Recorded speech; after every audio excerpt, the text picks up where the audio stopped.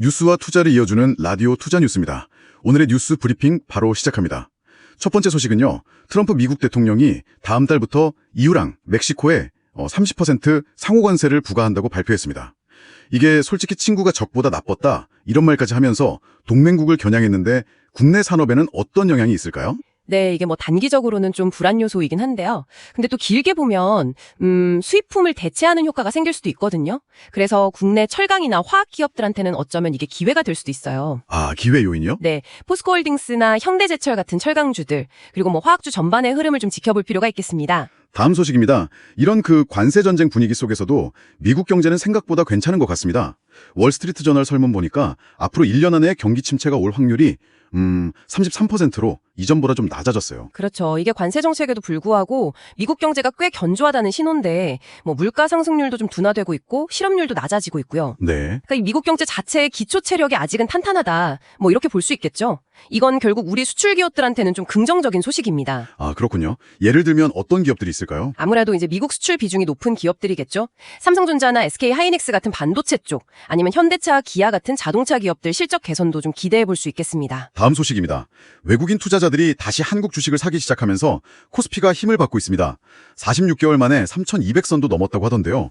거의 새 억사를 쓰는 분위기예요. 네, 맞아요. 외국인들이 확실히 바이코리아로 돌아선 모심입니다. 4월 말까지는 엄청 팔았었는데 그 뒤로 한 7, 8일 동안 거의 8조 원 가까이 순매주를 했어요. 와, 엄청나네요. 그렇죠. 특히 그 JP모건 같은 경우는 한국 기업들이 지배구조 개혁만 잘하면 코스피 5천도 가능할 수 있다. 뭐 이런 전망까지 내놨습니다. 5천이요? 네. 이런 기대감이 이제 삼성전자, SK하이닉스 같은 대형주나 네이버, 카카오 같은 성장주들 가치를 다시 보게 만드는 그런 계기가 될 수 있겠죠. 다음 소식입니다. 미국 온라인 증권사죠. 로빈후드가 유럽에서 주식 토큰이라는 걸 출시했대요. 이게 기존 증권거래소에 좀 도전장을 내민 셈이라는데 어떤 건가요? 이게 상당히 흥미로운 시도인데요. 실물 주식을 기반으로 디지털 토큰을 만드는 겁니다. 그래서 이걸로 미국 주식 200여 개를 ETF 포함해서요. 24시간 거래할 수 있게 한 거예요. 24시간이요? 시차 상관없이. 네, 그렇죠. 실제 주식은 보관해 두고 그 가치만큼 토큰으로 거래하는 방식인데 투자자 입장에서는 접근성이 훨씬 좋아지는 거죠. 이건 금융시장의 어떤 게임 체인저가 될 수도 있다고 봅니다. 국내에서는 두나무 같은 블록체인 기업이나 신한금융, KB금융 같은 기존 금융사들도 좀 주목해야 할 변화라고 생각합니다. 다음 소식입니다. 정부가 가계대출 규제를 하면서 집값 상승세가 좀 주춤해졌는데 그러다 보니까 잘 나가던 대형 건설주들도 조정을 받고 있네요. 네, 맞아요. 그 6.27 규제 발표 이후에 KRX 건설 지수가 좀 빠졌습니다. 현대건설이나 DLENC 같은 주요 건설사들 주가도 한 2주 동안 8, 9% 정도 하락했죠. 아무래도 투자 심리가 좀 위축된 거겠죠? 뜬 시각도 있어요. 앞으로 금리가 좀 내릴 가능성도 있고 또 해외 수주 같은 걸 생각하면 건설 경기가 반등할 거라는 기대도 있거든요. 아, 그럼 지금 조정이 오히려 기회일 수도 있다. 네. 그래서 이번 하락을 오히려 좀 우량 건설주, 예를 들어 현대건설이나 대우건설, GS건설 같은 종목들을 좀 싸게 살 기회로 보는 분들도 있습니다. 주가 추이를 좀 지켜봐야 할 것 같습니다. 이런 뉴스를 매일 받아보고 싶으시면 구독해주시고 좋아요는 큰 힘이 됩니다. 궁금한 사항이 있으시면 댓글 달아주세요. 다음 소식입니다. 돈나무 언니, 캐시우드의 아크인베스트, 대표 ETF인 ARKK가 올해 수익률이 27%가 넘었답니다. S&P 500 상승률보다 훨씬 높은데요. 화려하게 부활한 것 같아요. 네, 진짜 돌아왔다는 말이 나올만 하죠. 근데 재밌는 건 올해의 상승세가 테슬라 때문이 아니라는 거예요. 아, 그래요? 그럼 뭐 때문인데요? 주로 가상자산 관련주를 덕분입니다. 투자 비중 상위 10개 중에 3개가 두 쪽이에요. 특히 새로 상장한 서클 같은 데 투자해서 이익을 많이 봤다고 하고요. 아, 가상자산 쪽이군요. 네, 이게 이제 혁신기술이나 가상자산 투자가 다시 좀 주목받고 있다는 신호로 볼 수 있겠죠.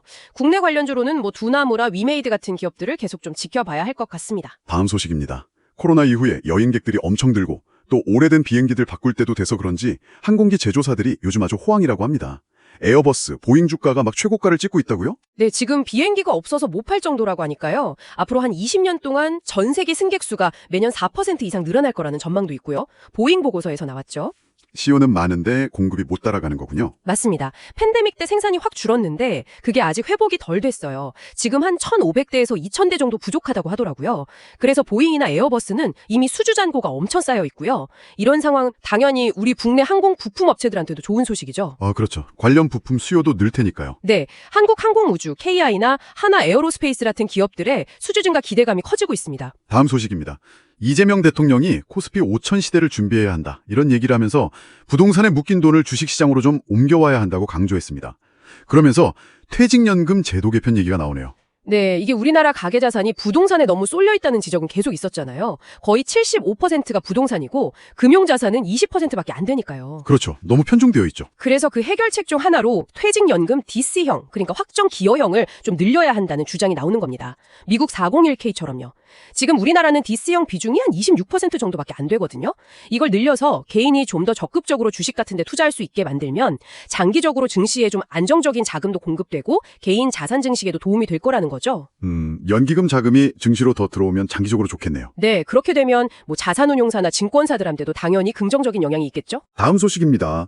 원화 기반 스테이블 코인, 이게 이제 제도화될 거라는 기대감이 커지면서 벤처 투자 시장에서도 관련 핀테크 기업들에 대한 관심이 뜨겁습니다. 네, 특히 은행 계열 VC들이나 핀테크 혁신 펀드 같은 곳들이 지급 결제, 그러니까 피지 업체들을 눈여겨보고 있어요. 피지사들이요? 왜죠? 앞으로 스테이블 코인이 나오면 이 지급 결제 시장이 엄청 커질 수 있거든요. 또 관련 라이선스를 가진 기업들이 중요해질 텐데 자본 요건 같은 게 강화되면서 좀 어려움을 겪는 피지사들이 M&A 대상이 될 수도 있고요. 아하, M&A 가능성까지. 네, VC들 입장에서는 이 지급 결제 시장의 변화나 또 블록체인 기업 투자 규제 완화 같은 걸 고려하면 충분히 투자 가치가 있다고 보는 거죠. 뭐 토스나 카카오페이, 네이버 파이낸셜 같은 기업들의 성장성도 계속 주목해 볼 만합니다. 마지막 소식입니다. 현대자동차가 미국에서 고관세 부과 가능성 때문에 좀 걱정이 있었는데 인도나 중국 같은 신흥 시장에서 판매가 잘 되면서 이런 리스크를 좀 상쇄하고 있다는 분석입니다.